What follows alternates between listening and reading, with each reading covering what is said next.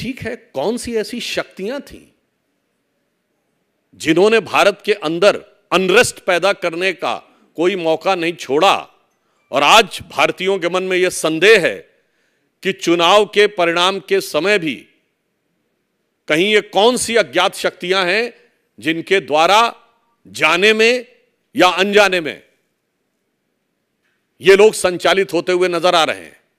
क्योंकि अनेक मीडिया में इस प्रकार की बातें आई थी कि देश के अंदर और देश के बाहर से बहुत सी शक्तियों ने इस बात के लिए प्रयत्न और संकल्प किए थे कि वो सरकार को नहीं आने देंगे, आप लड़िए ईमानदारी से और जो हो उस निर्णय को स्वीकार करिए।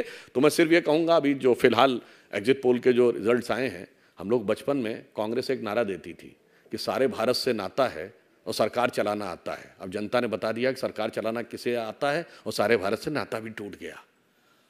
अब इनका नारा केवल एक हो गया है, लोकतंत्र नहीं सुहाता है, इसलिए केवल बवाल मचाना आता है।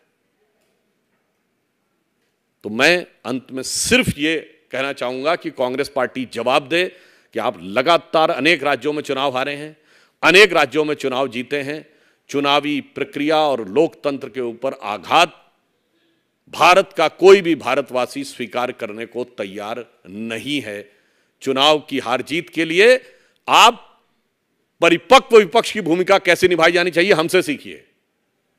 हम सबसे लंबे समय तक विपक्ष में रहे हैं, सबसे ज्यादा चुनाव हारे हैं, मगर कभी भी इस प्रकार का आचरण नहीं किया है।